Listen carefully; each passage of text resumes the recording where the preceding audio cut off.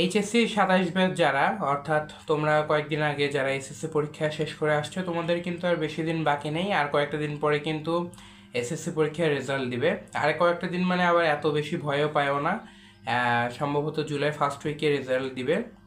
তো বিভিন্ন জায়গায় অলরেডি অনলাইনে তোমরা খবর হয়তো দেখতেছো, খবর পাচ্ছ। সেই অনুযায়ী বলা যায় যে জুলাই মাসে ফার্স্ট উইকের হয়তো ইনশাল্লাহ রেজাল্ট দেবে, যদি খাতা টাতা দেখা, তারপরে রেজাল্ট বানানো সব কিছু হয়ে যায় আর কি। তো অলরেডি এগুলো নিয়ে আগেও কথা বলছি, তোমরা জানো। সেই অনুযায়ী তোমরা মাথায় রাখো যে জুলাই ফার্স্ট উইকের দিকে হয়তো বা তোমাদের এসএসসির বোর্ড পরীক্ষার রেজাল্ট দেবে, এবং এই রেজাল্টটা কিন্তু তোমার কলেজে চান্স পাওয়ার জন্য, কলেজে ভালো একটা কলেজে ভর্তি হওয়ার জন্য কিন্তু ইম্পর্টেন্ট। এবং পরবর্তীতে এই যে জিপিএ মার্ক যেটা আছে এই এসএসসি পরীক্ষার, এটা কিন্তু তোমাদের অ্যাডমিশনের জন্য হেল্প করবে। তো এই জিনিসটা তোমরা মাথায় রেখো।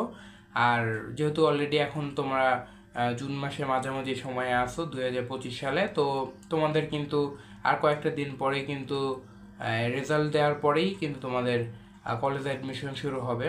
অর্থাৎ তোমাদের যে স্বপ্ন Notre Dame, Holy Cross, Saint Joseph, সেই কলেজ অ্যাডমিশনেরও কিন্তু আর বেশি দিন সময় বাকি নেই। তো বলতে গেলে যে 1.5 মাস সময় বাকি আছে।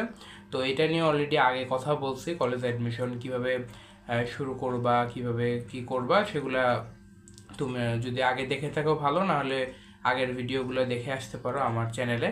তো সেই অনুযায়ী তোমাদের কিন্তু, তুমি যদি এখন জুন মাসের মাঝামাঝি সময় ভিডিওটা দেখো, তোমার কিন্তু আর মাত্র 1.5 মাস সময় পরেই হয়তো বা নটরডেম, হলি ক্রস, সেন্ট জোসেফে ভর্তি পরীক্ষা হওয়ার সম্ভাবনা সবচেয়ে বেশি।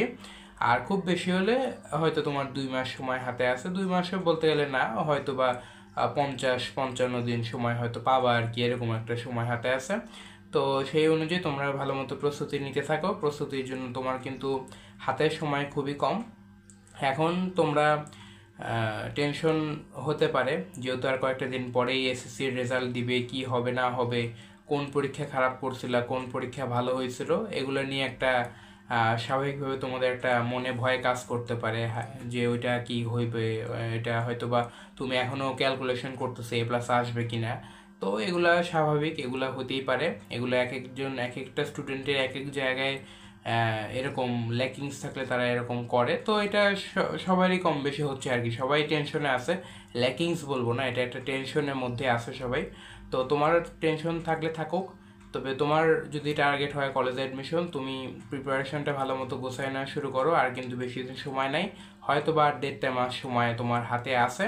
তো ওইভাবে তোমার প্রিপারেশনটাকে তুমি আগে নেওয়ার ট্রাই করো। আর অল দ্য বেস্ট।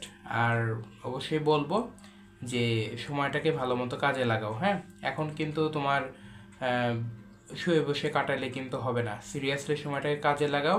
ইনশাল্লাহ ভালো একটা রেজাল্ট পাবা। All the best. আর টেনশন করো না, সামনে এসএসসি রেজাল্ট হয়তো বা 2-1 সপ্তাহের মধ্যেই পাবা।